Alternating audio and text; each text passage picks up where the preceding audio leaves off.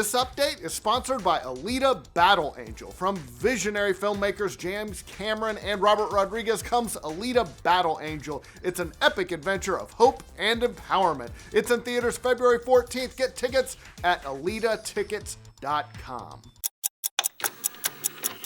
Welcome to The Know. I'm Brian. Happy Monday, everybody. Let's start off with some Nintendo news. We're getting word that they could be holding a new Direct this week, on Wednesday, in fact, and that a bunch of new games could be announced. Now, this comes from Reset Era user King Zell, and you might be like, why are you quoting some guy from Reset Era, Brian? Well, King Zell has been right about a number of Nintendo things in the past. They nailed last month's Nindies presentation, and in the past, details about Pokemon Let's Go. So, regarding this upcoming Direct, King Zell seemed to confirm the date by saying 13 is your lucky number. As for what might be announced, King Zell said that the Metroid Prime Trilogy for Switch probably will be at the Direct. They also added that there are a bunch of announcements coming this year, but am not sure when. But then they gave a list. Those announcements include Pikmin 3, Super Mario Maker 2, Box Boy, and the 2D Zelda and Pokemon. Obviously, this is still rumor territory, but like we said, this person does have a bit of a track record, so they might have some insider info. You know what? We'll know more on Wednesday. And if he's wrong, we can be like, screw you, King Zell. Yeah, King Don't Zell. get our hopes up like this. You jerk.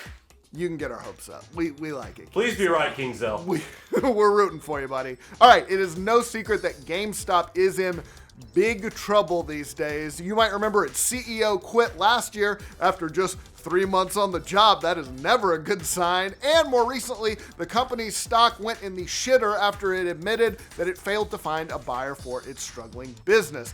Now, GameStop says that it's changing its pre-order policy. This comes from Kotaku's Jason Schreier, who reports that under the new policy, if you pre-ordered a game, but then you decide you want your money back, you can only get a cash refund for up to 30 days after the game launches. After that 30 days is up, no cash, you can only get store credit. Now, previously, all you GameStop heads, you might remember that if you pre-ordered a game, you could pretty much get your money back whenever, as long as you had a receipt. Now, lots of people have speculated that GameStop's doing this. Maybe it doesn't want to be liable in the future for cash refunds for pre-orders, or they're just freaking the fuck out and they're hoarding money like crazy. They're just like, no, we need this. You can't. We're in trouble. All right, moving on. EA's stock took a big hit. You might remember earlier this month. It saw its worst drop in more than a decade after its holiday earnings missed estimates. But since then, it has bounced back. It's probably thanks to one game, Apex Legends. The stock rebounded to its highest point since the end of October. Last time I checked, it was up nearly 6% today.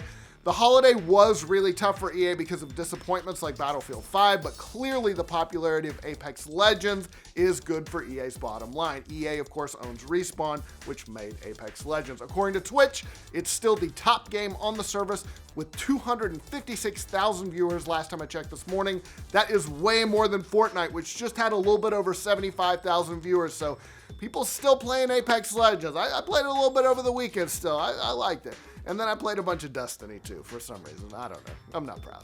All right, it looks like The Division 2 will have an open beta, at least according to a member of the development team who may have spilled the beans. A private beta of the game recently wrapped up, and the game's Twitch channel was broadcasting it over the weekend. During that broadcast, a clip of which was posted on the game's subreddit by user Tiniest Buckle, a member of the dev team noticed an issue of the game and said, Yeah, we're gonna fix that for open beta.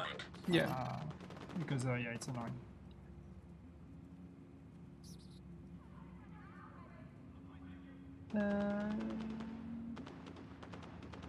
and then it got real quiet. Everybody's like, fuck, dude, should you have said that? What the fuck are you doing? Yeah, it just cricket.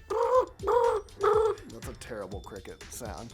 Anyway, if they're gonna do this open beta, they better get around to it soon because the game releases March 15th for the PlayStation 4, PC, and Xbox One. That's just over a month away. One note though about the private beta, its numbers on Twitch were below the first Division's. Get Hype reports that the private beta for the Division 2 peaked at 105,000 viewers. By comparison, the first Division peaked at 149,000 viewers, so a little ominous there. I don't know, we'll see. All right, if you're looking forward to Path of Exile for the PlayStation 4, I got bad news. It's been delayed again. The game's developer, Grinding Gear Games, announced on the game's Twitter page that it now won't be out until mid-March for PlayStation 4. Now, we've been waiting a while for this. They first said that a PlayStation 4 version was coming in December. Obviously, that didn't happen. The very well-regarded free-to-play, kind of Diablo-like game first released on PC back in 2013, and a version came out on the Xbox One in 2017. All right, we're seeing some leaks that indicate the Spyro Reignited Trilogy might be coming to the Switch. This comes from a listing on the GameStop's German page that was found by Twitter user AngrySpace, which indicates the game will release on the Switch August 16th. That link has been taken down, but of course the internet never forgets. Now, the trilogy, it includes the first 3 games in the Spyro series, very well received last year, part of a wave of really good remasters of late 90s characters like Crash Bandicoot. That one was awesome as well. The Insane Trilogy, no official confirmation yet, but this would be a great fit on the Switch, in my opinion. All right, that's all the news we've got for you today. Let us know what you think about all these stories down in the comments below. And for all your news from every corner of the internet, like this video, subscribe to the Know. We'll see you tomorrow. This update is sponsored by Alita Battle Angel. From visionary filmmakers James Cameron and Robert Rodriguez comes Alita Battle Angel. It is an epic adventure of hope and empowerment, and it looks sweet. I personally love Robert Rodriguez. He is one of my favorite directors, made some of my favorite movies ever, Desperado, Sin City, and the action sequences in this movie look sweet. And James Cameron produced and co-wrote the screenplay. You can't go wrong with that. The movie, of course, centers around Alita, who awakens with no memory of who she is in a future world she doesn't recognize. Then she's taken in by a doctor, played by the great Christoph Waltz, who realizes that somewhere in this abandoned cyborg shell is the heart and soul of a young woman with an extraordinary past. Alita learns to navigate her new life on the treacherous streets of Iron City, but when the deadly and corrupt forces that run the city come after Alita, she discovers a clue to her past. Guess what? She's got unique fighting ability